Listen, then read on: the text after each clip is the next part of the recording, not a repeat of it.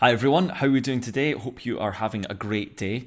Now, if you've never been to Edinburgh, you have to check this out. It is so beautiful. Let's just make this a wee bit bigger so we can fully appreciate it.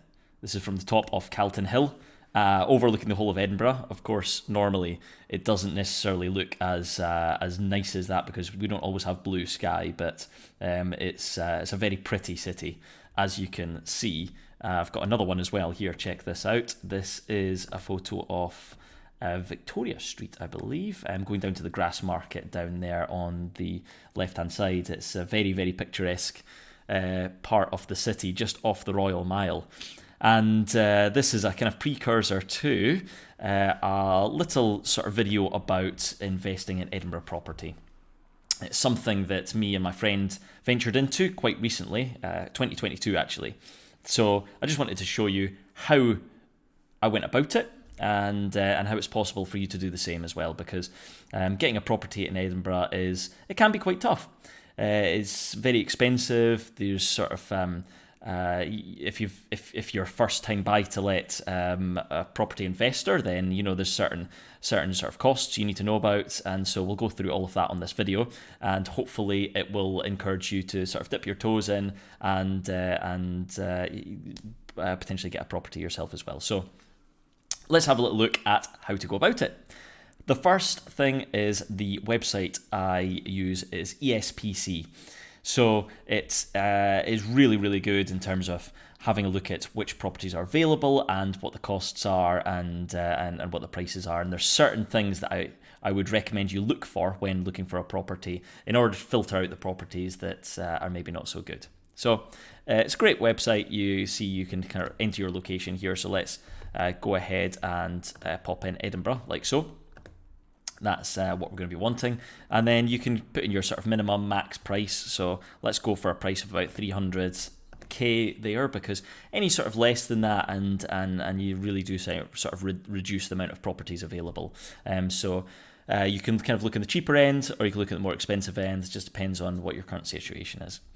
I tend not to filter for bedrooms or property type. Let's do a little search here, and then I'm going to just add one more thing. So this is quite an important thing as well, one more refinement. I'm going to choose an EPC rating. I thought this is quite a good thing that ESPC allow us to do, is to search by EPC rating. As you can see, no one's got an A because nobody lives inside a North Face jacket at all times, and their house is not covered in North Face jackets. So it's pretty much impossible to get an A rating, but we're going to filter for B and C as well. At some point in the future, the government is probably going to make it a requirement that your property has to be a C or above. We don't know when that's going to be yet, so it's kind of okay, but it's probably best to plan ahead and make sure you're kind of only investing in a property that has an EPC rating of a C or above. And then what we can do is we've got a list view here. We've also got a grid view, which I've never really used before, but I mean, does what it says on the tin. I like map view. What map view allows you to do is it allows you to zoom in. Let's have a look if we can get a wee bit closer here. It allows you to zoom in on the map and choose your location. So maybe you've got an idea in mind of which location you prefer. Maybe you like Leith, down Leith. We've got sort of by the water here. It's quite a nice area. Maybe you prefer Newhaven. Newhaven's down by the pier, by the fish restaurant, and it's kind of overlooking the Forth across to Burnt Island and even across to Dalgety Bay and Kirkcaldy and places like that. So it's quite a nice location as well as Trinity. And then you've got more central. You've got Newington, Old Town, Newtown, Stockbridge, and you've also, of course, you've got across here at the West End as well. So depending on which location you're looking for, you've put your filters in. You've got a £300,000 max budget, sort of property valuation budget you're going for. You've got an EPC rating of A, B, or C. And now what we can do is we can have a little click on the properties. And there's no fast way to do this. You're literally just going to have to click on the properties and see what you find. So if we click on different properties here, you can see we've got different things that come up here. So here's one here, Glen Street, Tollcross, 240k, 2-bedroom. We can have a look. Now, there's two things that it's important to look for. So the first thing is the council tax band, and here we can see it is a C, and then you've got total floor area. Now, in my experience, having viewed quite a few properties, a total floor area of less than 55 meters squared is too small. It's very, very small, especially for a 2-bedroom property. Anything above 55 square meters tends to be okay. However, that's a sweeping generalization. It depends on kind of the layout of the property, kind of what it looks like inside. You have to go and visit, of course, to see whether it's going to be good or not. But anything under 55 meters squared, I tend to discount and say not going to go for that. If it's a 1-bed, it might be okay. A council tax band rating, the higher the letter, so say you've got a G or a H or an I, then it's going to be a really high price per month or per year that you're going to pay. Whereas if it's an A, a B, or a C, it's going to be much lower. Now, what I've done is I have put together a little picture. Let me see if I can get this off the council tax band ratings. So let me see. Sorry, just going to prepare this one wee moment. Okay, right. Let's see if I can bring this up here. No, one wee second. Let me just prep this. Okay, right. Let's see. Okay, here we go. Right. Here are the council tax band ratings. So you can see that it doesn't actually go up to I, it only goes up to H. So I went a wee bit crazy there with the letters. But it starts at A, and you can see if you get a property with a council tax band of A, that's £100 a month. Whereas if you were getting a property with a council tax band of H, that's around £400 a month. So as a buy-to-let investor, you have risk. If the property is uninhabited, you might have to pay that council tax. So having a property with a lower council tax banding is better because it's less risk if the property is empty, and also for the tenants as well, because if someone is moving into a property, they're more likely to move into property with lower costs. So it's going to help you to rent it out as well. It's a good selling point, especially one that you can really tell your tenants, like this flat is cheaper to rent than say if it's another one in sort of a different area. So those are the things to look for. Total floor area above 55 meters squared, and council tax bands. I tend to go for a B or a C at maximum. You almost never get an A. Let's just have a wee look at that again. So a B or a C is round about 100 to 120 pounds a month, which is about kind of as good as you're going to get, especially in Edinburgh. So that is how to search. Of course, you can kind of have a look around. There's new builds, there are older properties. Of course, just have a look around. There's some, it just totally depends on what you're looking for. But let's have a look at the costs now. So I developed an Edinburgh property purchase model. Try and say that fast 5 times. So what we can do here is we can type in the property cost, and we can see how much that's going to cost us. So let's have a look at an even £200,000. Now we've got property cost and property value. Now this is really important because this is one thing that tricked me when buying an Edinburgh property, is that the mortgage lenders will lend you based upon the property value, not upon what you pay for the property, what you choose to pay for the property. So if the property cost is equal to the property value, which is equal to the home report, then that's all fine. We're going to assume an equity of 30%. And I'll go back to this property value in just a wee moment. I just wanted to explain a little bit about how this model works. We're going to choose 30% because the minimum amount that you can put down on a buy-to-let is 25%.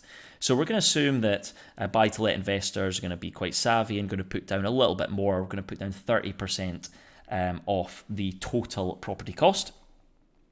And then we have a bunch of costs on top of that. So valuation top-up is dependent on how much the property value is. So if we're choosing to pay 200,000 for the property, or if we have to pay 200,000 for the property, but the property is only worth 180k, then we need to make a valuation top up of of 20 grand, right?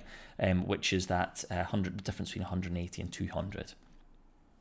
So our 30% equity is 54k, plus the valuation top up. That's why that sort of the property value is really important. Now in England, I don't believe we have that. So when I say we, I'm Scottish, by the way, so I don't believe they have that in England. So you can take out the mortgage for the whole value of the property cost, what you're going to pay, but in Scotland it's different. Solicitor fees I've put as a 1% of the total property cost. It could be less than that. In our case, it was less than that. So that's quite a prudent estimate. Mortgage advisor fees are gonna be present if you're using a mortgage advisor. They can be anywhere in the region of sort of £300, £400, £500 up to £700, £800, and £900. So it just depends on who you go with there. Fit out, the property may require some sort of couches or white goods or something like that, so you want to budget for that. Then there are a couple of taxes, the LBTT, which is a tax based upon the value of the property. So depending on whether if the property is above £145,000, then you will incur tax on that property, and it goes in bands. So above 250,000, above 325,000, you will get additional tax on that property. And in this case, I'm assuming that you are not buying your first property ever. You're either going to be buying this property as a second property for income, or you're buying this property through a company, an SPV, which is a special purpose vehicle, just a limited company which allows you to buy property through that company. And that counts for SDR tax, which is a 4% tax on a secondary residence. So it will be 4% of the property cost that you're going to pay. So if you are purchasing a property at £200,000, which is actually valued at 180, it doesn't even matter what it's valued at actually. If you're buying a property at £200,000, your total sunk costs are going to be around about 14k. So it's quite a hit, but hopefully, depending on the kind of rental yield, you should make that back. And you can see the total cost is 7%. The total sunk cost is 7% of that total property cost. Now, of course, let's see if we sort of change that to 250,000. And we'll also change the property value to 250,000 as well. You can see that the total sunk cost would be around about 18k and still around about 7%, maybe just a little bit more. If we go a little bit crazy and we say you've got a lot of money and you want to invest in a bigger property, then we can go for $500,000, and we will also make that property value $500,000 as well.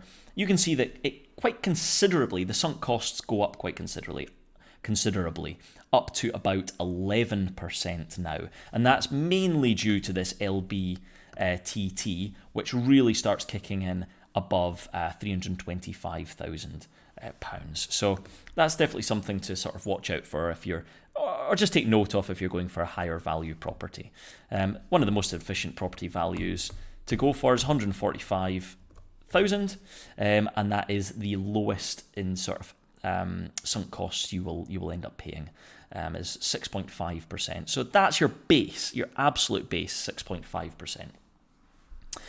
So hopefully that is useful in terms of buying your first buy-to-let, or if you've bought buy-to-lets before other places in the country, then this hopefully is a useful model for you. I'm going to make this available on my Patreon, so feel free to go across onto my Patreon. I'll leave a link in the description below. And you can go across and you can play around with this model yourself, and hopefully it's useful for you. So if you've got any questions, leave me some comments, and hopefully I can answer them.